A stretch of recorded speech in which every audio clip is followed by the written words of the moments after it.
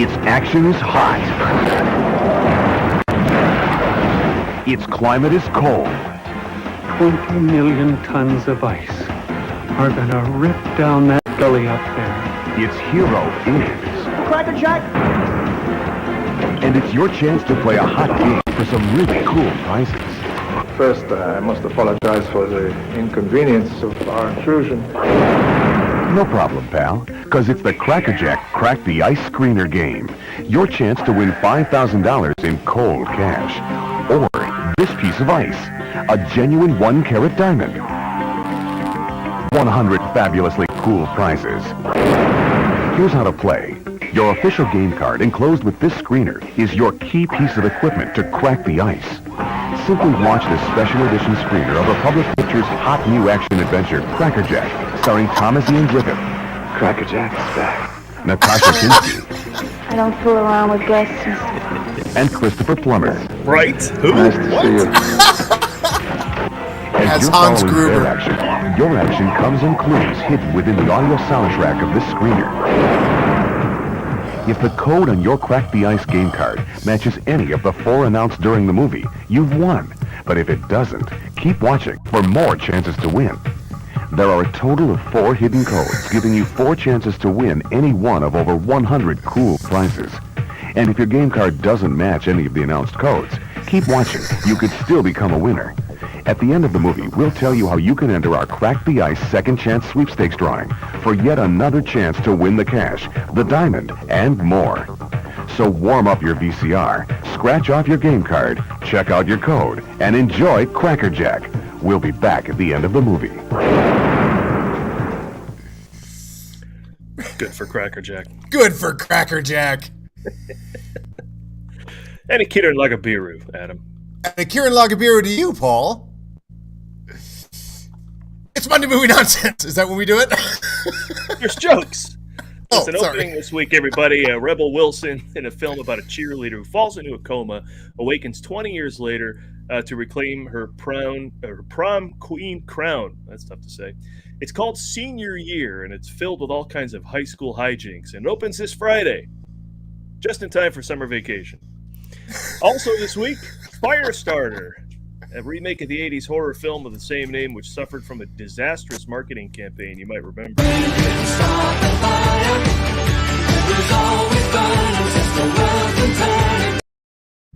Making more madness than any multiverse. Now, your line, Adam.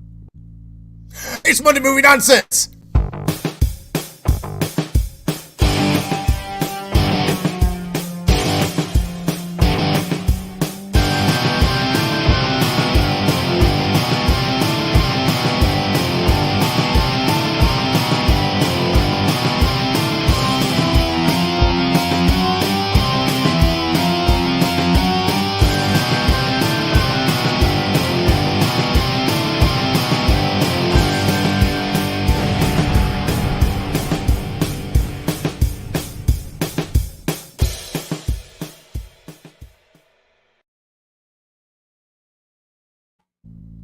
Welcome to Monday Movie Nonsense, happening Monday at 6 Eastern, 3 Pacific. If you've seen our videos, if you attended our live shows, if you watch us during the movie trivia Schmoedown, then you know we love the nonsense, but also movies. And they don't stop making movies, so we don't stop making comedy shows about movies.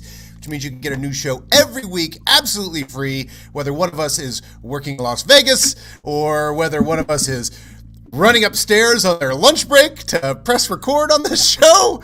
But I'll tell you what, it's absolutely free. And so we encourage you to like, subscribe, do all that stuff. And you know what? If you do, still no charge. What? Now, free. This is all free. And if you don't like the show, please see the live stream bursar for an absolutely full refund. But hey, we'd like to be in front of more eyeballs. You know, if you like this nonsense, you want to make sure that your friends are getting in on this nonsense, check us out on social media at The Movie Guys. Also go to themovieguys.net. We have many options with which to come and be in the Movie Guys universe. There you're going to find podcasts, you're going to find appearances on radio shows, other podcasts, other live streams where we count down 800 movies or something and compare and contrast them for 5 hours. But also there's reviews, there's articles. We got the great Ray Scalacci reviewing all kinds of stuff for us over there at themovieguys.net. So, hey, I tell you what, let's say you didn't write down everything I just said here. Go to the internet and just look up The Movie Guys. I don't understand what the internet is. We all live in the age of information. Every trace of our existence is computerized. Everything about us is encoded somewhere on a complex network of information. Computers your life, aren't they? Yes. Perfect hiding place. Oh, now I understand. I love the... Thank you, 90s bass. Now, thank you, Larry Graham. And now I understand what the net is. Okay, so anyway, but if you don't understand what the net is, then you can, of course, just search for us on Yahoo or Google or... Bang! If that's still around. It wasn't. It wasn't. We should just dub in over Ned there. Ask Jeeves! And we come right up. So Adam jumped into this right before we launched, so we didn't get to talk about Cracker Jack before we played the clip, but there's more to talk about, I think, after you play the clip. Here's someone said you have to pay money to get people to watch that movie. Some days you can't get rid of a bomb. Some days you just can't get rid of a bomb. Yeah. What was that referring to? It's got to be here somewhere. Do we have it? Did we get rid of it? Oh, yeah. I don't think we might have gotten rid of it. I don't know. Yeah. Here, this one ought to. Murder. Holy cliche. Holy chocolate eclair.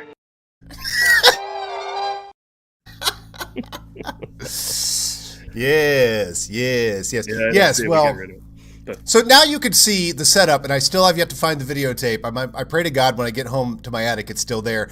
The 4 times he says during the movie, you're going to receive the code. That's when, after Cracker Jack kicks somebody's ass, and he goes, "Good for Cracker Jack. Now write down the special code." One thing I love about that thing, if you saw in the clip there, is what's his face, the serious actor who's slumming for the moment before he gets an Oscar. Christopher Plummer. I saw Plummer in the one shot of like the VHS cassette cover there before they put the Cracker Jack scratch off or whatever it is on top there, or the code breaker thing. And it said Plummer. I'm like, well, clearly Amanda Plummer is in this. And then as the trailer went on, I'm like, Christopher Plummer is in this? Christopher Plummer. Okay. Yes. Okay. Right. Somewhere in between Star Trek 6 and an Oscar, he did Cracker Jack. Yeah. But I got to say, if you're going to rip off Die Hard and you need an actor with real gravitas to play that, because they even have the clip in there. He's like, "I'm sorry to interrupt your party." I mean, it's such a absolute perfect Die Hard knockoff. Yeah. But I'm like, who are you going to get? Christopher Plummer, man. That's a. Yeah. "I'm sorry to interrupt your party." Be vaguely European and authoritarian. Yeah, exactly. Yeah. And he's got the nice thin circular glasses, classic '94 sunglasses to show that he is truly evil. You have the trailer here. Should we watch that too? Yeah, let's watch Would that. you get dinged for showing the Cracker Jack trailer? No, that's what's so great about these '94 things. Did you ever receive any copyright strikes on the week we played nothing but 1994 trailers? God, what I did, but it wasn't for that. That's the thing. It wasn't for that. It was for Doctor Strange or something. Yeah. That's awesome. Yeah, let's see it.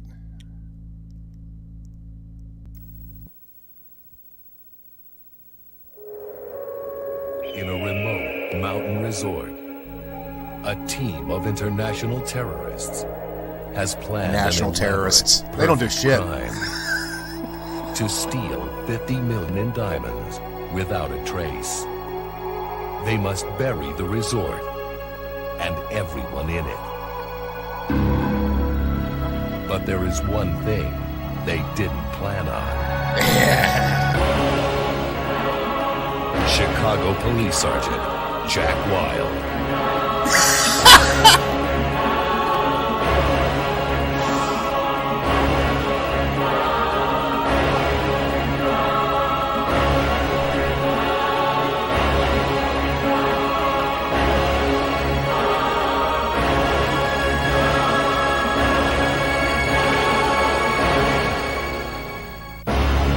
Thomas Ian Griffith, Nastasha Kinski, and Christopher Plummer. I hope you're happy to learn that you're making things difficult for me. Oh, gee, I'm all choked up.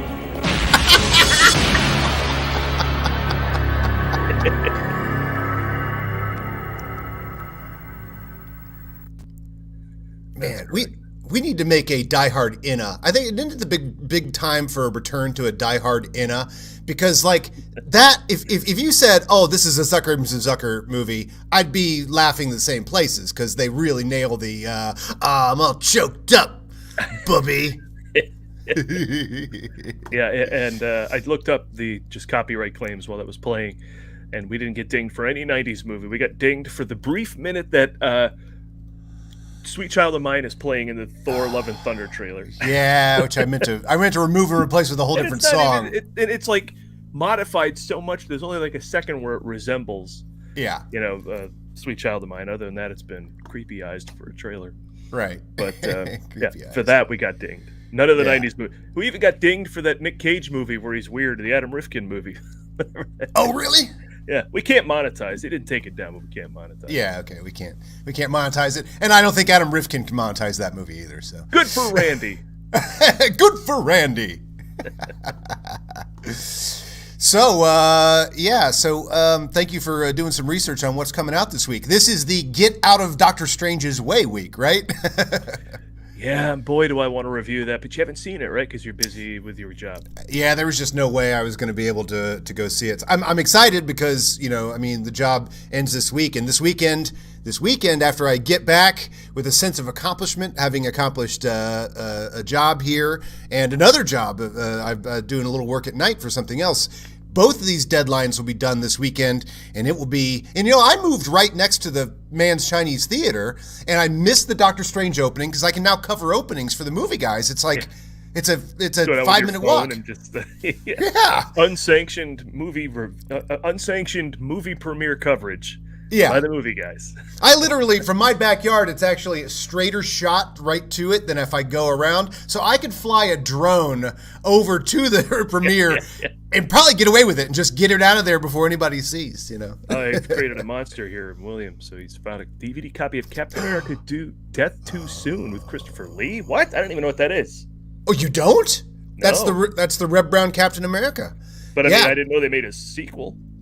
Yeah, they did. Yeah, and it's better. His costume looks better. The motorcycle looks better. The shield isn't translucent, I believe, in the second one. It was just a weird choice in the first one. Well, anyway, William is he's pumped. Yeah. And if I had more time, Paul, I would be loading this thing up with not just the Doctor Strange TV movie clips, but Captain America, Red Brown clips, and all that sort of stuff. I love my 70s superhero movies. The Spider-Man, it just could do no wrong when I was 6-7 years old, Now Matt Salinger never made a second Captain America, right? He didn't. That's the Albert Pune one, correct? It's Albert Pune, yes, who made many of the movies that we're talking about from IVE and various other companies. What's IVE, you say?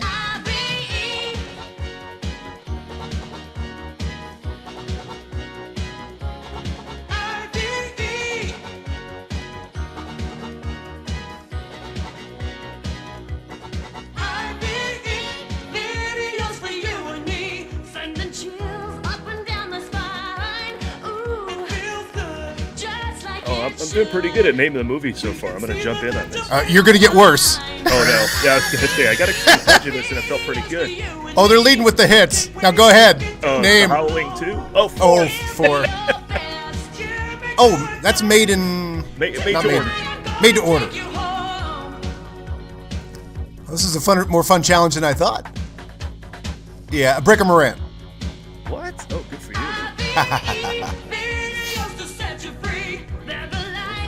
Was that Vietnam? The Iron Tribe. Oh, okay, here we go. Oh, Silent Night, Dead the Night, yeah.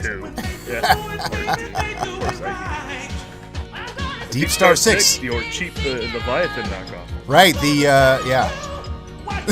It's not even an Abyss knockoff. That was a Leviathan knockoff.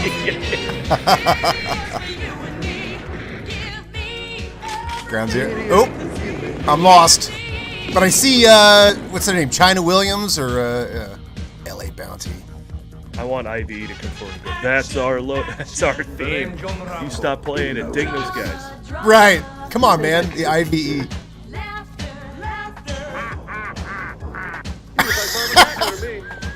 I lost money on Hagler. Good day.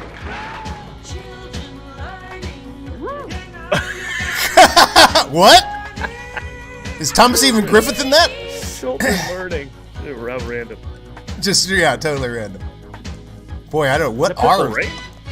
Oh, Homeboy. That's the one where he learned to box, right? And yeah. Like he got serious. Rooftops. Rooftops. Musical with Jason Gedrick. Wow. Fright Night 2. Yeah. Ooh, what's this? Oh, there was a Cynthia Fist Rothrock Fighter. sighting in Oh, Cynthia Rothrock. Thank you. Thank you. We have the best audience. Because who else would go Cynthia Rothrock? I can't stop watching. Lock Up. Oh, Lock Up too soon. Shot in Cincinnati. Pointer on Lock Up that unbelievable. Did you? Yeah, I didn't know Donald Sutherland was there. Oh my God! Every howling. Except the howling. Oh. Kids learning. Kids learning. Cold Feet. Currently in production. Oh, Air America. Oh yeah, it's pedigree. Yeah. Brian Brown. Ah, the Brian Brown era of cinema. A Long Walk Home. That's a serious one. That's interesting. That's kind of like Prestige because that's a real kind of classic. The Prestige ones at the end. Oh, Jacob's Ladder. Great film edit. I mean, Narrow Margin. Great. Narrow Margin. Yeah. Repossessed.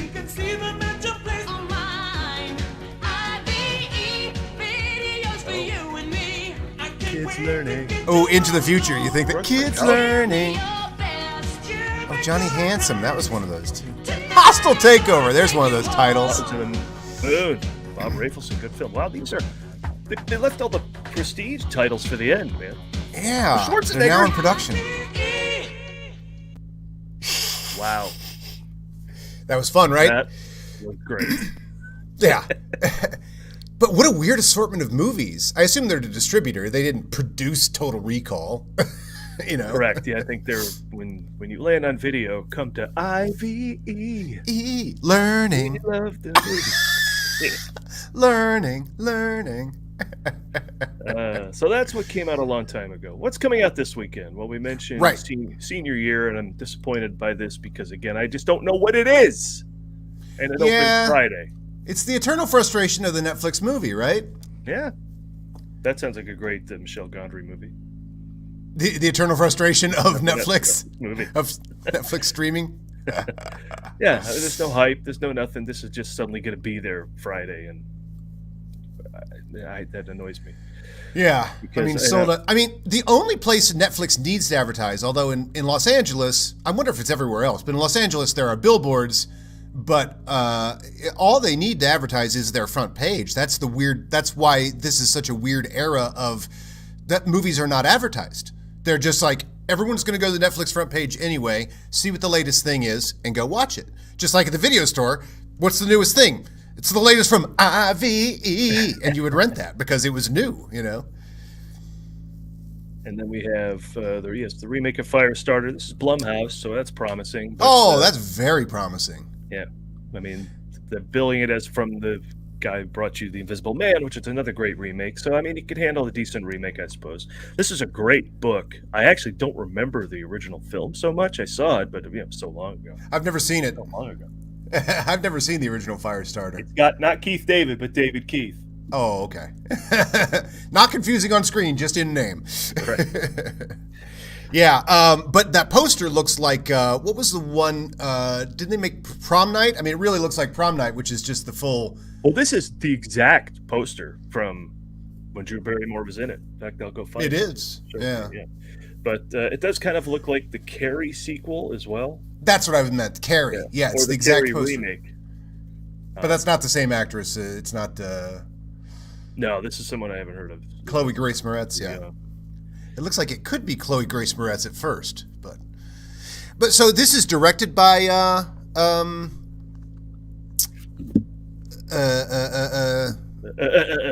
What's his face? That wrote the Saw and directed Invisible Man, or is it just produced by? Lee Whannell. Lee Whannell. They haven't promoted that. They've just said it's from. So I don't know who. I haven't looked. I'm kind of excited. I'm gonna go see Doctor Strange again before I see this. I am so excited. So as I was continuing my story, as soon as I get home, it's going to be Doctor Strange. Yeah, Doctor Strange and Morbius on the same day. I'm excited about. What order? Oh God, I don't know. Morbius is so inferior. I know, but there's since the advent of superhero movies, like the real superhero movie. Well, actually, I could even go back to since superhero movies started. I think there's only 2 movies I've never seen in theaters. I never saw Steel, but good luck finding that in theaters. I mean, I was in Ohio. If I was in the city, maybe I'd go see Steel. But I somehow missed Venom, Let There Be Carnage. I don't know how I did that. Oh, and that's actually better than the first one, I thought. It is. Out to lunch, I enjoyed it. It's like complete mayhem. I was like, for a while, I bought into it. Well, the first one is... So, Remake, original. It's like the same thing. Oh, yeah. But see, that's such an iconic poster. I mean, of course you would... You'd be a fool not to. You'd be a fool to try and separate yourself from the other movie. I mean, I think the Carrie remake, which we say has the same poster, it's just Chloe Grace Moretz's face on the thing. They would have done good to put Chloe Grace Moretz with blood all over her in the exact same, Carrie poster. I think, The thing is, with The Invisible Man, they went and made a bunch of changes and updated it. So the poster, not looking anything like the previous Invisible Man, it had a woman on it. It had Elizabeth Moss on it. That it seemed like we were in for something different. So this looks like we're in for something the same. Blumhouse is exactly as exciting in some ways as Marvel because I think they have the exact same aesthetic going in. It's like, what are the dramatic possibilities of the basic premise, right? So like the premise is a woman can start fires, whatever. The premise is someone is in your house and you cannot see them. Is the basic premise of Invisible Man. The premise of Invisible Man isn't a guy gets in bandages. Or, I don't know what they thought the premise of The Mummy was in that Tom Cruise one, but they certainly weren't launching from that. They were launching from how can we Marvelize that. The whole Monsters universe. Yeah, and it was a failed attempt. So this is an interesting thought, Paul. Army of Darkness. So is it bonkers in the same way Army of Darkness is? It is a ride, man. And again, I'd have to go. I think it's a lot deeper than Army of Darkness. Army of Darkness is the same way having fun. Doctor Strange has a lot of big questions to ask. Yeah, I thought. I mean, all right, here you go. There's your Carrie. Firestarter. Yeah, they should have went for the original Carrie poster and just did it full on. Why has she got the thing over the bridge of her nose? I don't know what that's there. I don't know. That's bizarre. I would love to see that. I mean, but Firestarter, that Blumhouse is going to take the right, like, okay, here's the essential premise. Here's how it causes chaos in the lives of the various people. Well, she has the power to start fires, and then the government comes after her, and as her dad tries to keep her safe. That's the whole thing. And so then she just has to vanquish those who are trying to hurt her with her powers, but she can't control them, so all hell breaks loose. And it's a fantastic novel. I mean, once upon a time I could read Stephen King, but that dude is so prolific, I couldn't keep up. As a young kid, I was like, I think I stopped at Pet Sematary. I was like, I think he's just too much. It's too much. Yeah. Like TV is too much. Yeah. So I had to... No, I mean, back in the day when he was putting out, I think, a novel a year, and that was a lot. Yeah. Now he wasn't doing 2 a year yet, but at the time it was like everybody that read Stephen King novels read every one of them because you were like couldn't wait for the next one, and then it came out, and each one was like a just exponential classic. It's like Cujo, then Christine, then the Firestarter. I mean, they just like it just was pretty epic. And now it's like I don't know. Sometimes he's telling a story about the Kennedy assassination, and sometimes he's telling a story about sci-fi stuff with the Dark Tower. Simple Plan before Doctor. Yeah, it's probably not quite exactly. Not quite the same. No. Simple Plan is quite excellent. So, Doctor Strange, what can I say that without spoiling? Let me look at the stuff I wrote down about this. Well, here, I'll address this while you're thinking about it here, because Randy said this earlier. And yes, that was extremely exciting. I liked Electric Company anyway. It was superior to, but of course, it's your age group. As you grew up, because the PBS version of Happy Days, Laverne and Shirley, Three's Company was Sesame Street, Mr. Rogers' Neighborhood, and Electric Company, 1, 2, 3. But as you aged up, you could still enjoy Sesame Street. But now I was more of a Mr. Rogers kid. And then as you got a little older, you're like, well, I'm more of an Electric Company kid. But I can still appreciate the other two. So I always watched that block. But that was the thing, man. Waiting for a live action anything has always been the most exciting thing in my life. And so a live action Spider-Man, that was awesome. Yeah, I love that, man. That was just so cool that they had live action Spider-Man. Yeah, I remember that. He was moving around in the animated, or in the drawn frames, right? In the comic frames. Yeah, they would do the drawn frames. Yeah. And then his every move he did was like a Marvel pose. Like he was like, I wonder who played the Electric Company Spider-Man. I want to make sure to acknowledge that when he dies. So I don't know. There's not much I can say about Doctor Strange. Okay. Multiverse of Madness. Well, I appreciate that because everybody was so excited to spoil on Twitter. Yeah. I mean, I've been off Twitter for a week. Good. Yeah. I mean, some of the best things about it are spoiler ridden. Some of the best things about it. Still, I want you to tune into what. Here's the thing. My girlfriend, Susan. Yeah. When it was over, said, here's what Marvel tends to do really, really well. And they did it here is they narrow everything down to a real, simple human truth. And I'm like, yes, they do. And when she named what it was, I went, oh, I reflected on the whole movie as this is the whole thing. This is what it is. Okay, well, don't tell me that because I can't wait to discuss that with you. Right, because everything that happens, it still kind of leads to this.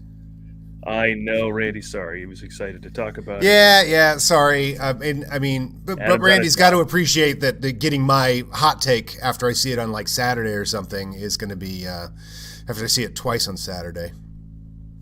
Yeah, YouTube sorry. Yeah, put that up. Yeah, YouTube as well because they're naming the YouTube segments like spoiler things. Like I saw one name. Now I turned this stuff off, and luckily my brain doesn't focus on that. And I don't go, oh, what did that mean? I do forget about it right away. But you're right, man. Just the names. There is a podcast I subscribed to recently that's some guy that does entertainment law, and so it was interesting. He has very interesting takes on basic entertainment things. And the name of his podcast, again, I forgot it immediately. But oh wow, yeah, okay, yeah. But it was like the name of the podcast on a legal podcast, an entertainment law podcast, was like, how about so-and-so or so-and-so that happens in Doctor Strange? And I was like, but luckily I've forgotten already because I deleted it immediately. But yeah. I will tell you this. First of all, it's got about 75% on Rotten Tomatoes, so the critics are kind of right. Although it could be a little higher, but certainly it seems like 50-50 when I talk to people, and I don't get what they're not excited about. If you are following the MCU, and I mean, good Lord, and going in and out of WandaVision and into this, and Spider-Man into this, the tying together of everything, and then still kind of like, I saw another good quote that was like, people wanted like 500 cameos in this. Well, then that's what the movie is, but that's not what the movie is. The movie is this story, and so there's some cameos that are fun within the story, but that's it. Paul, I didn't like Doctor Strange because I wanted it to have an Invisible Man in it, and it didn't. Right. Where was Scooby? What? Huh? What kind of? Yeah. But the main thing is this.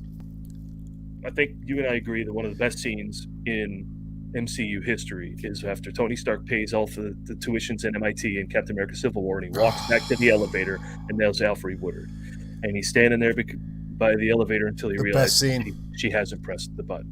She hasn't pressed the button, and that means everything. Yeah. No laser bolts fired. Right, and so she's not here for the elevator. Not here for the elevator. And she goes for her photo, and he has to grab her hand because he's got the PTSD. Because he's got the PTSD. Well, first of all, he goes and he presses the button real slow, and everything is playing out in that scene. And so if you watch that scene and you go, stupid comic book movies, dude, you are not paying attention. Yeah. And so if you are just thinking, well, Sam Raimi's going berserk in this movie or with his camera or whatever, you're not paying attention. Well, first of all, if there's you a lot think more at play here. if you think Sam Raimi goes too berserk with the camera, then what do you go into a Sam Raimi movie for? Do you even have you? Is this your first Sam Raimi movie? I guess Yeah, but it was just Civil War is the best of us. Yeah. Oh my god. But this continues that tradition of just playing strong human themes and strong human relationships, and now playing them out in the multiverse makes it for a super dense and rich movie, I thought. And of course, you'll hear other people probably just say, I don't know what they're saying. They just they go, this is what I thought would happen to the MCU. Like, then I never hear any real criticisms. Just that. The least Marvel hits is an infield triple. Like, sometimes they don't hit a home run, but it's usually a triple, maybe a double, maybe a stolen base double. But do you even Raimi, bro? Yeah, that's the thing. It should be. But the weird thing is, like, the people like us who get Raimi and are going to see a Raimi movie and a Marvel movie and are going to get both, from what I gather. I can't remember where I was going with that, but we're a unique breed, I guess, in that we're going to it for all the right reasons. I'll tell you this: I saw on Twitter 2 people didn't like the movie, and when I see that these people don't like a movie, I know that movie's going to be great. Right. So there are 2 people that I go, oh, he didn't like it? Well, this is probably pretty good. And then I saw another Twitter critic say he didn't like it and had a really terrible take. I should just call him out. Should I call him out? Come on. He's it was such a bad review. He kind of deserves to be called out, but should I? I don't know. I don't care. Yeah, whatever. I don't want to start any fights. Whatever. He sucks. People, but here's the other thing people are taking for granted. Like, 2 hours too long is what he said. And you're like, 2 hours too long? Oh, fuck you. But the other thing is, people are probably now taking for granted what a movie can do. Like, oh, they go into this other universe and this universe, and then this didn't happen, and I wanted this and this. They went to other universes, okay? Like convincingly in a movie. Ooh, yeah. Places shattered around them and things, and they changed. Like, just what you can do in a movie now. You do have to apply the Malcolm theory that just because you could doesn't mean that you should. But when Marvel does it, it's amazing, and people I think now are starting to take for granted just what they can do. They are taking it for granted. They should continue to be. And people, bad critics feel guilty about liking movies, right? And so the idea that, of course, as a serious critic, you should not like superhero movies. This goes back in the day. It goes back to, people felt so bad that they liked 89 Batman that they were sure to hate the next one. And which of course we now recognize as this bonkers classic. And in fact, the same critics that hated those movies are the ones like, why don't they let these filmmakers go nuts? Why is Marvel holding the filmmakers to, because people are still pissed from Ant-Man, from Edgar Wright not doing Ant-Man. And they're like, Marvel is putting their boot heel on all these filmmakers, which they're clearly not. I mean, super not. Like that. I feel these filmmakers are definitely getting their voice in all these things. And every one of these movies is different. But this idea that, of course, we hate superhero movies because it's in serious filmmaking. Filmmaking should be about cancer and AIDS and, I don't know, whatever. And people dying and dealing with the, but of course, film can be about all that stuff. But people feel really bad about liking superhero movies. But these are really good movies. So people feel doubly bad about liking them because, of course, they're good. And so then they just come out and go, oh, I hate this. And there's also the idea of Marvel, if you like the last one, so like people liked Spider-Man Far From Home, it was hard not to. It's hard to give that a bad review. No Way Home? No Way. No Way Home. They have got to come out against the next few Marvel movies. Right. Therefore, Eternals was shit. No, Eternals was before it. They like Shang-Chi, so they hated Eternals, even though Eternals is like the most Marvel movie. It's the biggest risk they ever took, which is to do a superhero movie with only superheroes in it, which is bonkers in and of itself. Yeah. And colorful costumes and all that stuff. So, because this is the Spider-Man effect, we are absolutely going to have to hate Multiverse of Madness because we liked Spider-Man too much and I feel terrible that I liked it so much. What kind of critic likes movies? Likes all movies? That's impossible, even for a computer. But yeah. Suck my dick. Sorry, I couldn't find the impossible even for a computer. I was looking for it too. We might have too much stuff here to pull from. I think I took that one out because we do have too much stuff. But anyway, That's the shit. There we go. But also, I think bad critics, and again, it's mostly bad critics because, as we've said before, at one time there were 2 critics. Then so did a third. There was Siskel and Ebert, and that was it. Those are the only guys that could criticize movies, that knew how to criticize movies. And then they added Leonard Maltin on Entertainment Tonight, and you're like, a third critic, huh? Okay, he's okay, but he's a little more. And then they added more critics, Gene Shalit, all this sort of stuff in my life. I mean, I'm sure he was doing it before some of the others, but for me, I was like, more and more critics. And then they invented the internet, and now everybody's a critic, which is not how that's supposed to work at all. So now people feel bad for liking movies. They feel, and they also feel like they should be the lone dissenter. The what? The lone dissenter. Yeah. Millions of lone dissenters, right? They feel they should be one of millions of lone dissenters, but they also feel like they should be the difficult parent that's tough to reach. Sure, son, you hit a home run and a double in that game, but Dad thinks you just need to work a little harder. Yeah, that's how they think of themselves. Steal a base. Yeah, but you didn't steal a base. So, look, I hate to be a difficult father here, but you're just going to have to work harder, movie. But nobody works harder than Marvel.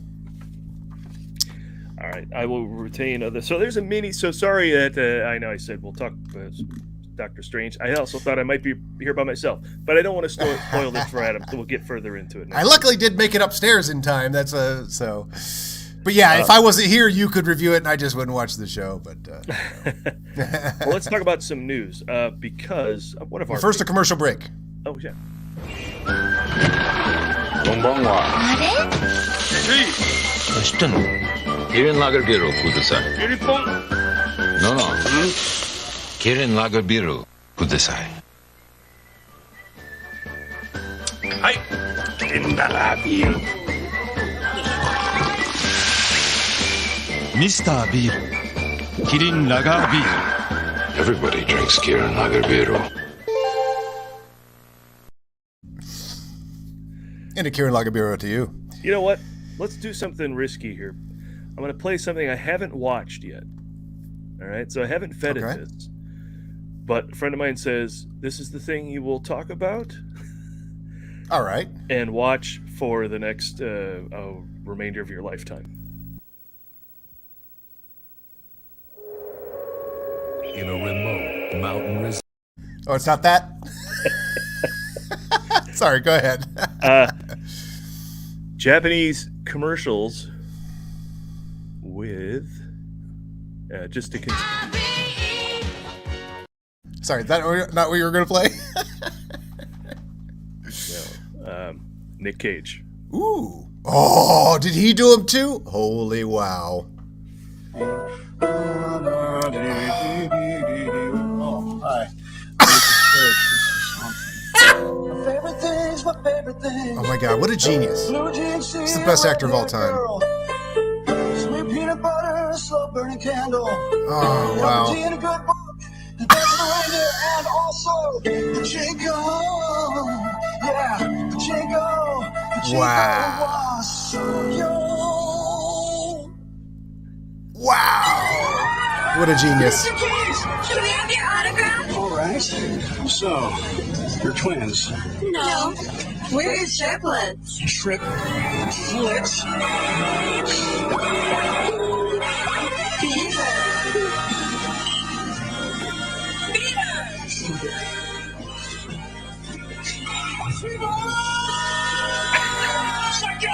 on my way. Pachinko maker soccer. I'm so happy right now. I love all of Japan. I love sushi. I love Mount Fuji. Are these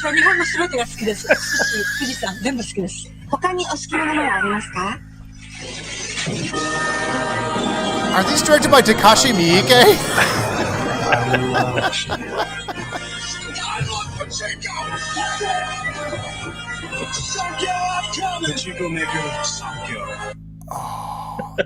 Wow. Wow. Those did not disappoint at all. Wow. And he gives... right? Thank you. Wow. Well, wow. He must have plenty of Cable Ace Awards now. Is that what the commercials are for? What are the commercial awards called? They do have a name. And I remember they used to be hosted by...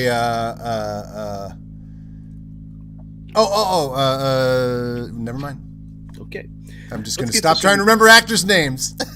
Let's get to some news because I think we need to talk about the peril that has befallen one of our favorite people in the world, Bill Murray. Now, we don't know what he did, right? No. But based on his apology response to that, if you don't know, he was in the news for doing something inappropriate, and they shut down the production entirely on a film he was on that Aziz Ansari was directing, and Seth Rogen was also in it as well. So when I talked to him, it must have been something serious if they shut the production down. Yeah. I'm not so sure. But here's Murray's quote in one of his first interviews coming out of this whole situation.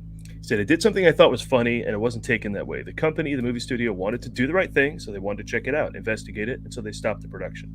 But as of now, we're talking, and we're trying to make peace with each other." He's talking about the person in question who accused him. Okay.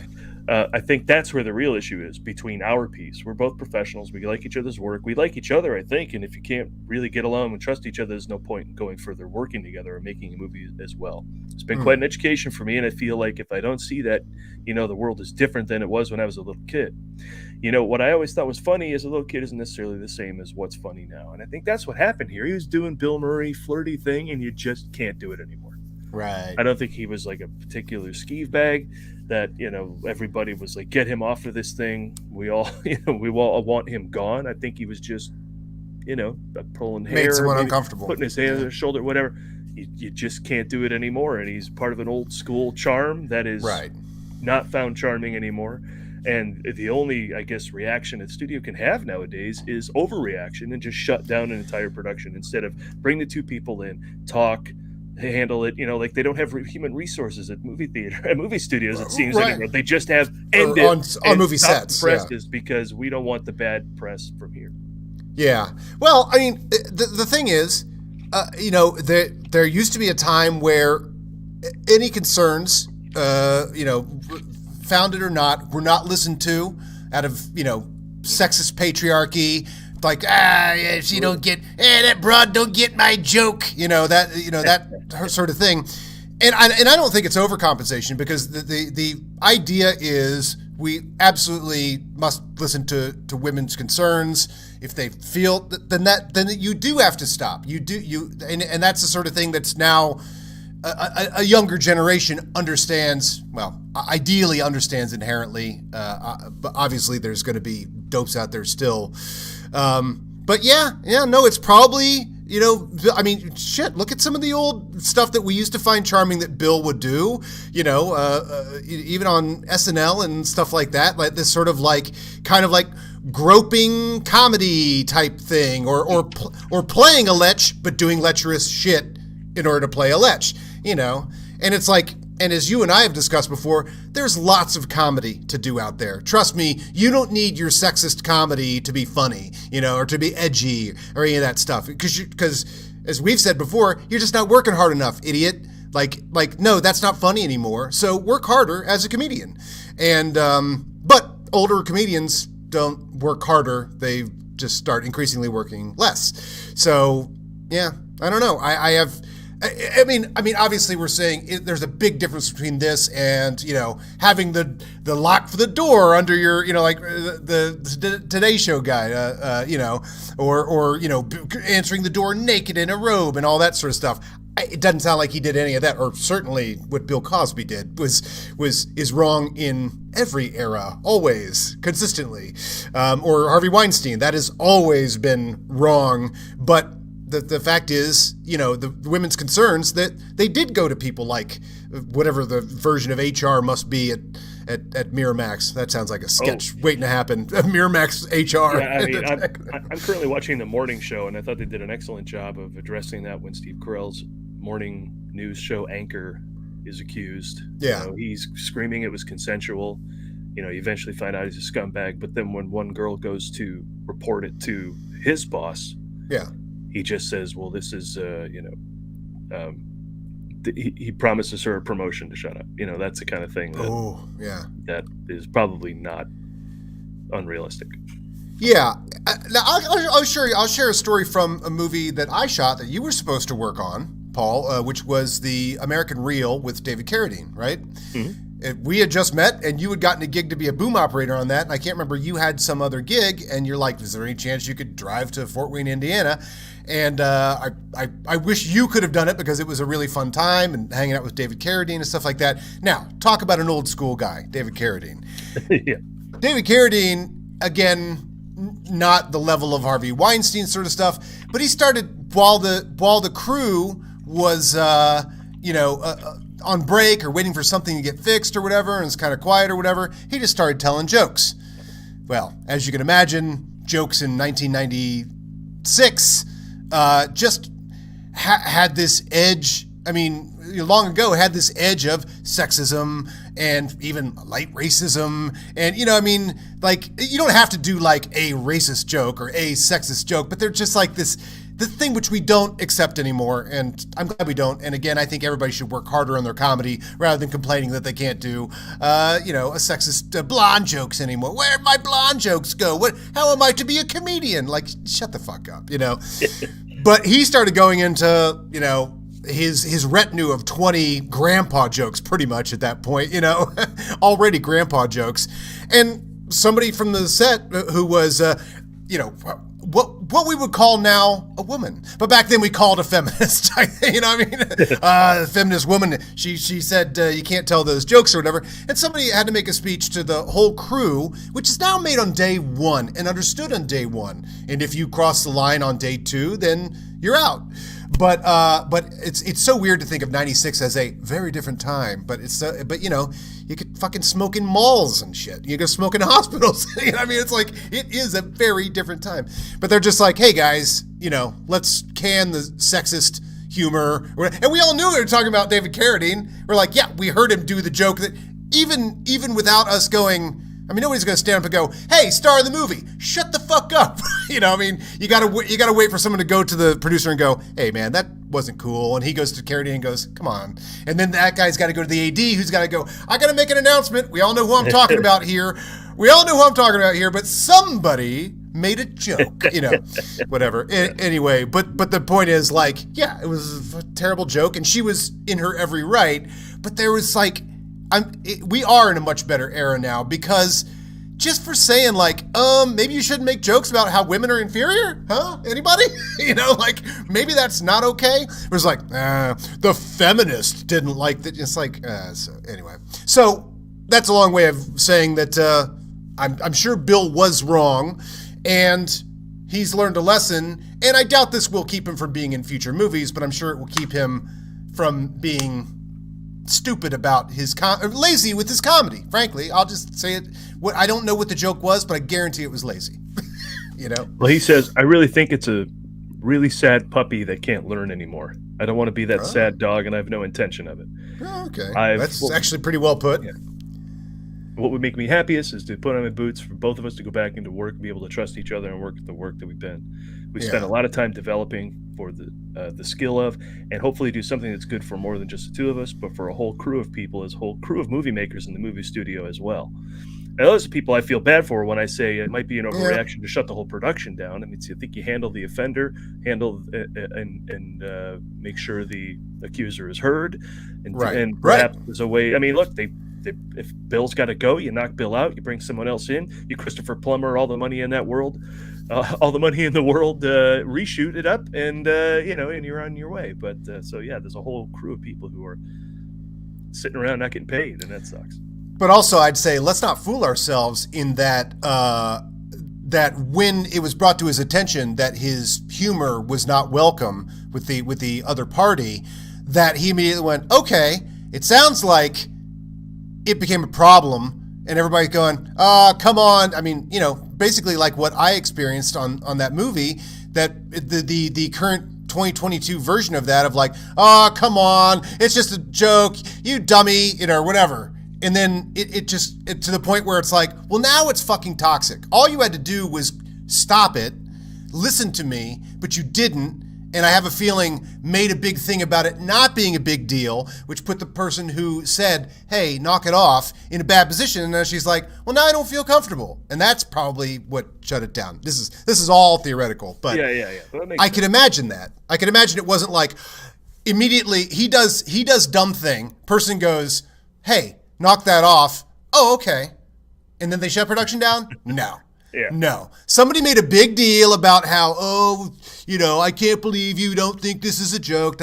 We know how that stuff spirals. Everybody in the set starts going, whisper, whisper, whisper. Oh, can you believe so-and-so is a total maniac that she would say that to legend Bill Murray? And then it starts getting around that she's a maniac, and she's like, well, now this is fucking toxic. So, I'm out of here, and now make your fucking movie, Yeah. So, yeah, I don't know. That one just... Yeah, I don't know if there's any way to pick it up after that, because it just sounds like it spiraled out of control. And you're saying I feel bad for all the people who now cannot work, but I have a feeling like that there was that an environment was created that was more than just Bill Murray doing the joke. It was Bill Murray doing the joke. Somebody goes, "Hey, that's not cool," and everybody else goes, "Oh, she's not cool because she didn't like Bill Murray's joke," right? Something like that. And then didn't somebody else come out from Charlie's Angels? Wasn't it... Lucy Liu's been telling stories for years, yeah. She's been telling stories for years. Richard Dreyfuss has told stories that weren't sexist, but that Bill was a total jerk on What About Bob? But, yeah, he's got I'm history. sure he is a jerk. I mean, actors are jerks, You just can't be that type of jerk anymore. You could be the, "Where's my car? Bring my car around" type of jerk. But you can't be that sort of like, "I can do whatever I want because I'm famous" type of jerk, So I hope he learned, and I hope he's in another movie, and that one does not get shut down because hopefully he learned his lesson. Yeah. We all want more Bill Murray. Right, of course. And that's the thing too, is like we're all willing to forgive as long as he's apologetic, he learns a lesson, this doesn't become, and right now is a key time where in the next few months, his last 25 productions, if he did anything bad on those, that's going to go, well, you know what? I didn't feel comfortable mentioning it, but Bill Murray sucked on this movie too. And if 12 of those come out, then that's it for Bill Murray. Yeah. Yeah. That's just, you just can't do that shit. No, I'm sad. Yeah. What do you want to talk about next? Star Wars Celebration or movie trivia Schmoedown? So when is Star Wars Celebration? I still don't have my tickets, but I have no doubt I'm going to be able to get some. It's Memorial Day weekend. So the final weekend of May. Yeah, 27. I'm very excited. I've never been to Star Wars Celebration before. Down in Anaheim. This is some of the panels that I highlighted. I mean, there's plenty of meet and greets, but those things are just so outrageous, like $180 or whatever to meet Carl Weathers or whatever. It's like, no. I'm here. You're going to be able to meet Molly Damon. You're probably going to be able to meet John Hoey. You're going to be able to meet Alex Damon. You're going to be able to meet Thomas Harper. We know all these people now. Laura Kelly, yeah. You're going to be able to meet Laura Kelly. But I'm excited to meet Laura Kelly. I always am. The whole thing kicks off May 26th with the Lucasfilms Studio Showcase. That is basically Lucasfilm saying, "Here's everything we're working on." Okay. Which I believe Ahsoka has just gone into production. The Ahsoka Tano. VHS. There you go. I'm interested in Ian McDiarmid, An Audience with the Emperor, and the IMC 3PO Anthony Daniels pretty much one-man shows. But we saw that Anthony Daniels show at WizardCon in Chicago. I did, at least, at the same time we saw the Mystery Men panel. And so... Oh, has he been doing this one-man show for a while? Is that doing it for decades? Yeah. So, I didn't see that. That's probably true, Andy. We'll probably get some Willow footage on that. That's going to be the next, if you don't know Adam, series on Disney Plus. That's pretty exciting. Yeah. And and this, that's one of the panels as well. What's his thing? What's Alex's show? It's Star Wars Explained. That'll be there's a panel called Light and Magic. Now, Light and Magic is the new documentary about Industrial Light and Magic with Lawrence Kasdan. Oh man, you could make that documentary 12 hours long. Yeah, and I would watch. Be too short.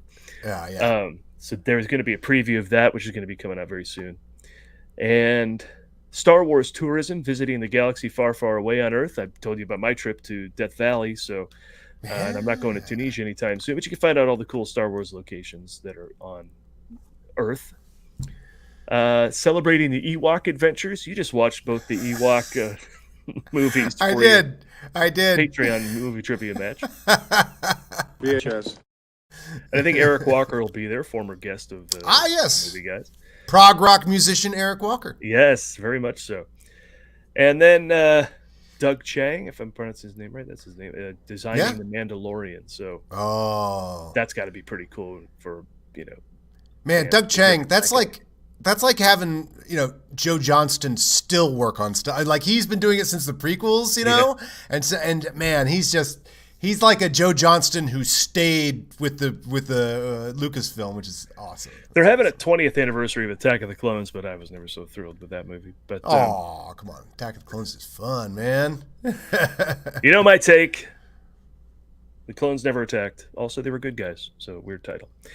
But chill out, dickwad. I deserve that one. But let's talk Schmoedown for a second, because Adam and I are in the movie trivia Schmoedown. A lot of people watching this, I think, know that, and we are now part of a faction called the Fan Favorites, and our good Paige Fabretti, who has joined the Fan Favorites, lost a match. And our take was that we can't have someone lose a match on our watch. So we wanted to make sure everyone who loses is still a winner. So we'll create our own movie trivia league, right? Right. Unfortunately, I was we don't play by any of their rules. Ha! So I'm going to play a video of us presenting Paige Fabretti with the opportunity to win the belt from not the MTS, the movie trivia Schmoedown, but the MTX. Now, unfortunately, I have not whittled this down to under 200 megabytes, so I'm going to have to share a screen to play it. So let me know if the audio is good. Yeah? There we go. Looks something there? All right.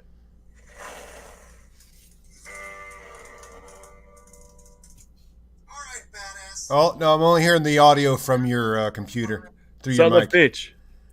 All right. Let's talk about something else then while We'll play it next week. We'll play it next week. Whittle this down. I could also throw it in whatever. Whittle it down. You are the ones who are the ball lickers. No, it'll still be relevant. I'm not talking Doctor Strange. I don't have the video ready. I am a ball licker.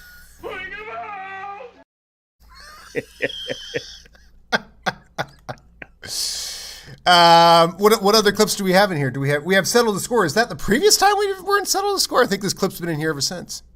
No, this is the clip from our recent. So tell everybody to Settle the Score, Adam, because it's your favorite show on the. Settle the Score is the greatest show. I mean, hopefully everybody here is subscribed to Settle the Score. Settle the Score is where you guess he's got this talented musician, and it's Matt Nost and. Andy Merriweather. Andy Merriweather. I knew he had a very happy name. Very British. Very British. Very British. Very happy name. Holy chocolatey Claire. And they play music from movies, and you have to guess what they're playing. And they have various rules. You can wager how quickly you can understand how many notes and stuff like that. And it's just a really joyous show. I have to assume everybody watching right now is subscribed, including the alarm bell, to Settle the Score. I would, if I had heard about Settle the Score before we were on it, it still would be like my favorite thing, because it's just so well done. The rule structure is so well done. The music is so well done. And of course you get that joyous thing of like, oh, I know that song, and everybody here loves movie music. The first two rounds are songs and movies, and the last round is score from movies. And I was lucky enough in the first time, in my dream of dreams, I was like, I really want to hear Fletch or the Terminator, and I had this whole list of like ones I wanted to hear, and those did come up the first time we did the show. But luckily, we got to play it again. And the first time, I mean, spoiler alert. Well, the first time one of us won, and the second time was the rubber match to see if the same one that won the first time could win the second time. The rubber match would mean that another person won the second time, then you have the rubber match to determine who wins best of 3. Yeah, get your rubbers while you can, because who knows what the Supreme Court's going to do. So here's an early question in the match asked to Adam, and you'll see how the game is played because it's fun. Okay. Your opening clue, good luck to you both, is Baby's Day Out. Baby's Day Out. Of course, it's not going to be from Baby's Day Out, because who could recognize anything from that movie?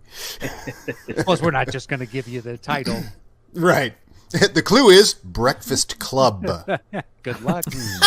Club sandwich? Right. Here we go.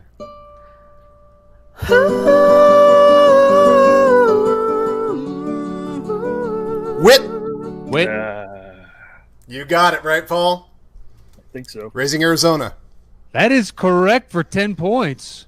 Great choice. This is why this is the best show on YouTube. I gotta figure that one was tailor-made for the two of you. Turn to the right. It's very lyrical, Andy. So it took a second for me to lock into the. You took Once all the again, hick out of that particular number. Yeah. And I mean, could you ask for a better song to be played as well? You know, like each time we're on there, we're like, oh, they're playing the hits, like Raising Arizona and Fletch and Terminator. It's so good. So good. Yeah. So you can go to themovieguys.net and see both of our appearances on that show. Yeah. They're both up there. Highly suggested. We're pretty, and when else do people get to watch you and I play against each other? You know, that's kind of a rare treat as well. You know, we're always playing on each other's side, and when we were on different factions, I don't think we ever played each other either. So yeah. I had no idea what you were doing over there. Me neither. Now, but speaking of playing, you are a manager now in the Movie Trivia Schmoedown. You had a match recently. I did have a match. I was expected to not play at all this season, and I have played more than once this season. I played in the free-for-all as well, if anybody hasn't seen that. Yeah. By the way, and before we get into this clip here, I just want to say, since I mentioned the free-for-all, I don't have a clip here yet. We will pull a clip, but I've been meaning to tweet this for about 2 weeks now. Ladies and gentlemen, how about that Paul Preston? Huh? Dude, what a free-for-all performance, man. Oh, my God. I'm just so proud of you, dude. It's exactly the potential we know that you have, and, it's so good. So true. Yes, well, let's see if I have the, what's the still I have? Do I have a still from that performance? I know you don't have a clip. Oh, yeah, we do have a still here? I do have a still, I think. I put up last week. Oh, yeah, there it is. There we go. That's great. Actual still. Actual still. But I went on Schmoedown backstage and talked to Ben Bateman for an hour. So that's also at themovieguys.net. We got a lot going on over at movieguys.net, so you want to check that out. Yeah, and he we're and I constantly basically cranking out talked about content. what it was like to be like third and fourth, arguably, behind Merle and McKee.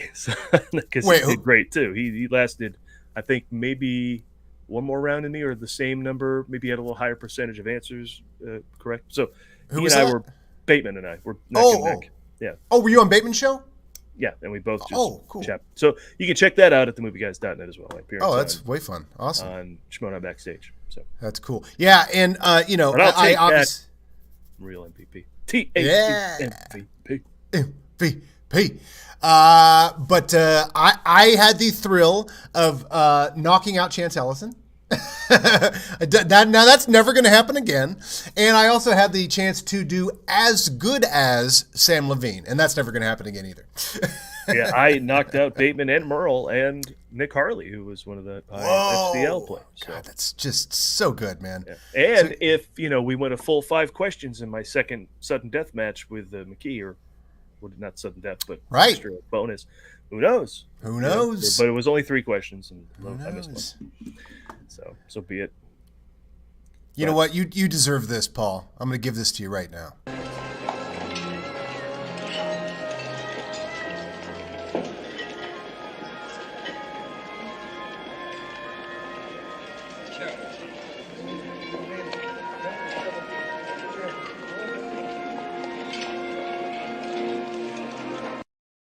And OJ's an actor. I mean, he didn't look like he wanted to kill Fred Astaire at all. Music by John Williams. Yeah. But the point is, the Wit comeback on the Patreon match. That's the only place you can see this match. Only place you can see. Got to pay the whole $12. And I can't believe people complain about that it's $12. I mean, Paul, you and I used to do live shows. How much was a live show 10 years ago, 12 years ago at the Second City to come see us live? $10, right? I think so, yeah. Yeah, if you go to an improv show once a month, a comedy show once a month, you're going to pay $10. Unless you go to like the Comedy Store and you're going to pay more than $10. $12 to see me and Sullivan go at it in TV only trivia. That was what was exciting too. We were groundbreakers. Yeah, and it was, and yeah, I like your point you always make with that. It's like you pay $10 to see one show once, or $12 to see a show every Friday, a bunch of Patreon matches, you know, and exclusive stuff for Yeah, I mean, getting, I don't know are there benefits for live shows when they have them for Patreon people? Do they get early access or anything? I mean, it's like you get a lot more than you would for just one ticket to a stupid improv show in Hollywood. So yeah, exactly. Well, that ain't the American way. But the Witt Sullivan rematch, because Sean Sullivan and Adam played a Star Wars match back in the digital age. Was it? No, that was live. That was no. It was so good, Paul. It was so good, Paul. That was the last Star Wars live match we did for 2 years. That's how good that match was. That was it. They were like, we're not going to get better than that.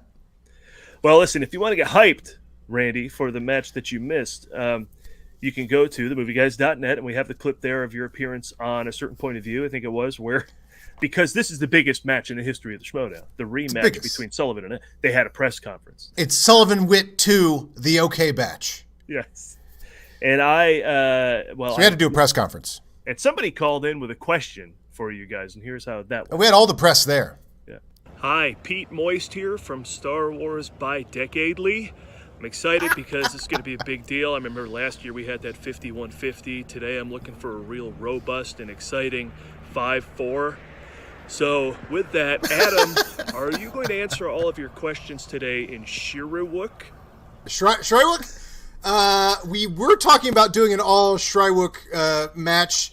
And actually, I think that might be a good theme match at some point, Sean. Don't you think? Would you play me an all Shriwook? I would much prefer to do Geonosian, personally. The pop and click. Stop it. You know, happening. You know, that is the next. You know, we've created a radical new format to finally inject some excitement into the Star Wars division, and then we're just starting right here. After this, we're gonna do a match in a cage in Geonosian. The entire match in Geonosian. But the match, all the questions are about Nick Cage. And it's all questions about Nick Cage in a cage in Geonosian. Geonosian, yeah. I'm telling you, we're the most exciting thing going on here. We speak fluent yes and, don't we? Yeah, so that's the type of dumbassery going on at that press conference. I got to tell you, go watch that press conference. Thanks to Jake Berlin for facilitating that and using his bandwidth, you know, because everybody from that channel tuned in. I mean, a lot of people tuned in for that.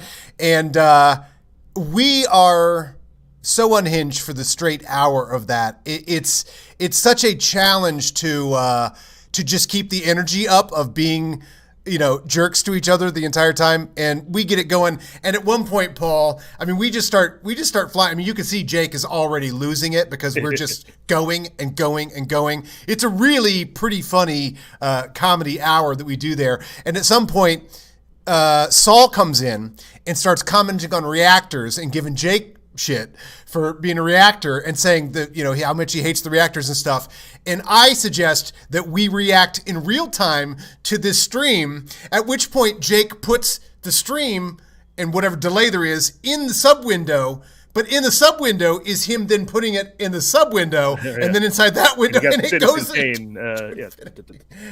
So good. So good stuff. Yeah, so go watch that. It's way fun. And then go pay your $12 for to watch the Sullivan Witt 2, the OK batch, because it's still got you know Mark Ellis. It's Mark Ellis and Who else did we do it? Was it Mark Ellis and Ken Knopf? Anyway, but it's a couple of the familiar Schmoedown folk narrating it as well and playing by play and all that stuff. Oh, they do that. They're at the desk. Yeah. So just because it's us two jamokes, which ordinarily wouldn't get people to watch, you're still going to get the full Schmoedown experience there too. You got real people behind the desk. But besides the free for all, I have won a match. My first teams match with JTE, and I think I've got a pic of us. We are the Movement, which is the Movement, baby. I think I'm channeling Tyler Durden, and JTE's channeling some sort of something Gucci vomited up. But that's gone well, and it got this response out of the JCast network. Speaking of Schmoedown show, is that show over? I've heard people talk like that show is not around anymore. But back what, the JCast? The speaking of Schmoedown. Oh, well, he might have stopped. There was a whole Twitter fight. He got called out for saying some bullshit, and I don't think and this is again what I'm saying probably happened on the Bill Murray set. Was not apologetic and did not correct himself. Oh, should I play a clip of him saying something nice about me then? Sure, he's always been nice to us, but I do recognize that he didn't deal with that situation well. As much as I follow that stuff on Twitter to begin with, but more than me apparently. Yeah. I try not to, but yeah, he said some, and again, I think it's also he was trying to be edgy. He was trying to start some shit, Mission accomplished. Mission accomplished. Vote for Trump. I just want to mix things up a little bit. I just want to mix things up. Yep, now look where we are. Yeah, exactly. All right, well, screw it. I got the belt. Let's do the MTX belt thing while we got a few minutes left here then. This is us launching our own movie trivia network in the wake of Paige Frabetti's loss to Mike the Killer Kalinowski.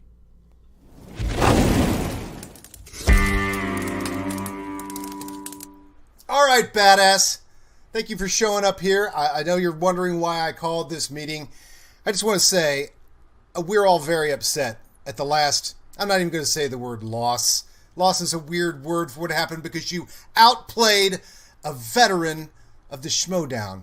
We're very upset. We're very upset at their rules. If I may, Adam, I may also suggest that all words that begin with L are pretty dumb. All right. So, what we've done here is we've started our own trivia league, an extreme trivia league, the MTX.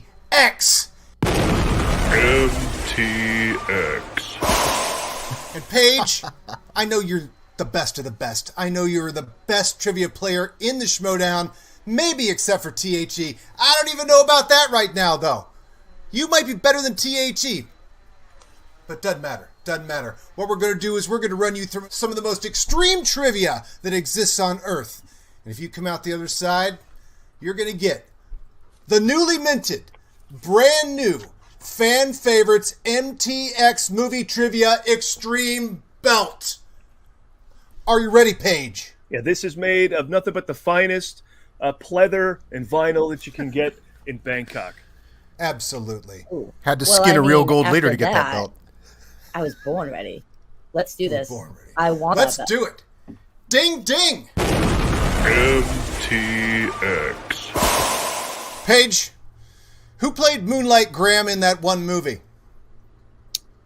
I believe that was Burt Lancaster and Frank Whaley. One of those two, right? Gave us both of them. Jeez. Give us both of them. Showing You off should a get little. extra points for that. I'll take them. Paige, what's the name of that stupid-ass Woody Allen movie where stupid-ass Kenneth Branagh does his stupid-ass Woody Allen impersonation? It's Stupid Ass Celebrity. Duh. It is Stupid-ass Celebrity. What a dumb movie. Pretty stupid ass. Let's do this. This is getting tougher now. Whew. It's getting tough. Oh, here's where you buckle down. This is where the movie trivia extreme gets extreme. MTX. Paige, name anyone else in Haunted Mansion. Eddie. Nope. Wait, there's someone else. Terrence Stamp. Terrence Stamp. Points! That movie gets a Terrence Stamp of approval, which means it is interesting for the entirety of the time that man is on screen. And that's it. Paige, what is the greatest name in the history of cinema? Wait, let me explain a little better. What is the name of Idris Elba's character in Pacific Rim? And we'd have multiple. I kind of just want to hear the multiple. All right. Check that. Okay. Is it Melee Landau, Rudyard Mandog, Stacker Pentecost, or Crash Windome? I mean, those are all some pretty damn good names. Pretty good names, but what's the best name in the history of cinema? I'm sorry, what's the name of Idris Elba's character in Pacific Rim? I mean, it's Stacker Pentecost, duh. It is Stacker Pentecost. You are on a roll. I think you are just a couple of questions away from I getting can challenge that it's not Stacker Pentecost, duh. That's not the name of the character. But we'll let it slide. Because we're extreme! MTX. Paige? Rule of fives. In what movie does Abraham Lincoln hunt vampires? A very extreme activity, I might say. Abraham Lincoln Vampire Hunter? She's on a roll, ladies and gentlemen. Yahoo Serious. Boom. Correct! Scott Foley or Scott Spedman? Oh, we'll give it to you. That's a push. Points! Olivier Megaton. She's on a roll, folks. Scoot McNairy. That's a scoot! That's a scoot! That's extra points for a scoot! It's Carl Treat Williams. That's correct. It is Treat Williams. All right, here we go. Your penultimate question. What year did all of the Tia Carrera movies come out as far as I can remember? I mean, it's definitely the 90s, right? I got close. it. 1994. 94 is the year that every single Tia Carrera movie I can think of came out. Great job. Great job, Paige. And we head to the final question, Paige. If you answer this question correctly, you will be the first Extreme MTX fan favorite movie trivia champion. Screw their belt, screw their match, screw Mike Kalinowski. Paige, last question. It all comes down to this. Let's bring it on. How much O'Keefe? Miles. So much O'Keefe! Miles O'Keefe is correct. Paige, Boston Badass, you are the first MTX Movie Trivia Extreme Champion, the only belt that matters, the only competition that matters, and you, Boston Badass, are the champion. You know why? Because I'm 100%, what the shirt says. I'm going to send you this. It's made of the same material as my jacket. It should cost about $1.50, so don't expect it to take forever. It'll get to you real quick. And today with my effects mug, which I got at the Rick Springfield Effects Show at the MGM Grand in Las Vegas, because who wouldn't want to see Rick Springfield in person singing all the hits? I salute you. Well, thank you for wearing your heart on your sleeve and showing your love of Rick Springfield here for our beloved Boston Badass that they messed with, and they messed with the wrong person, and she's a true champion, and we have proven it today. I mean, guys, this is the stupidest thing ever, but I am so damn honored to be the first MTX Extreme Champion. MTX. Let's go, guys. I'm emotional too. We put the in dumb. We put the and in rock and roll. And I put the in the Last Action Hero.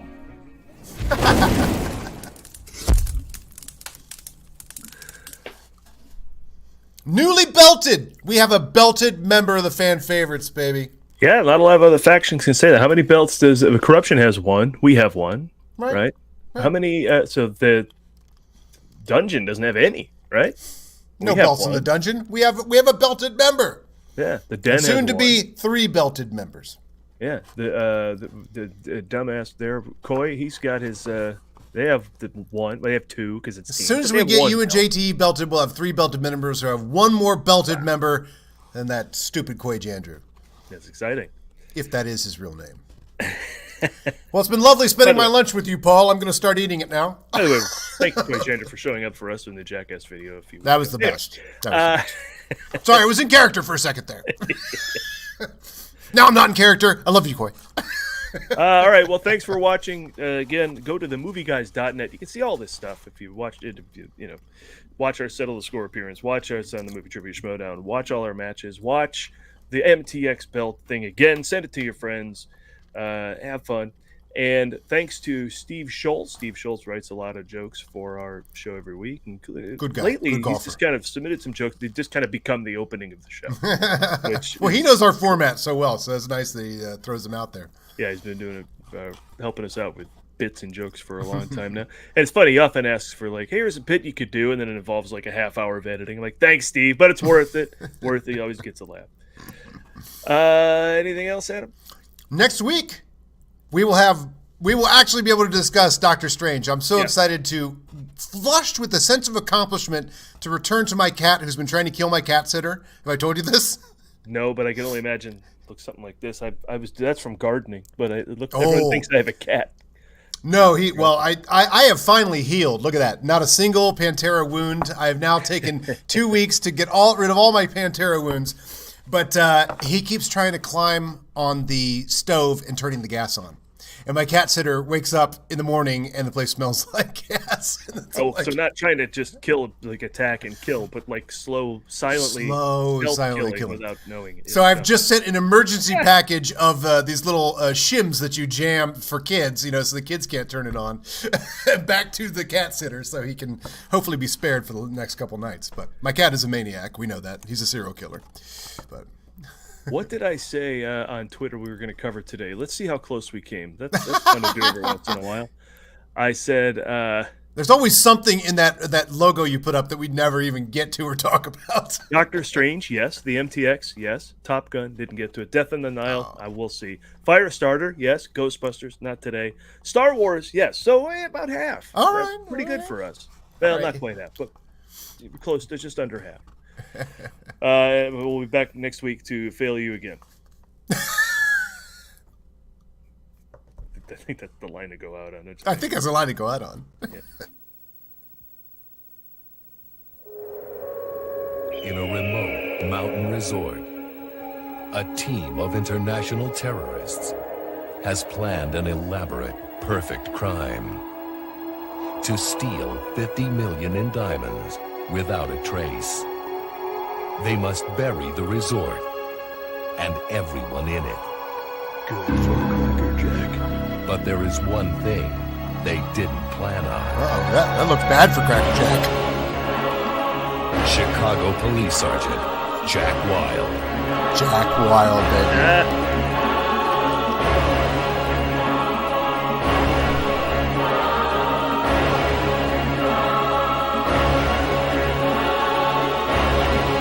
I'm happy it's Thomas Ian Griffith to be in Cobra Kai right now. Yeah. Oh, it's so great. I mean, this is pedigree to me. I love Kinski. Thomas Ian Griffith, Nastasia Kinski, and Christopher Plummer. I hope you're happy to learn that you're making things difficult for me. Oh, gee, I'm all choked up. I'm all choked up. Explosion. Just a random explosion. And then just a random explosion. Good night.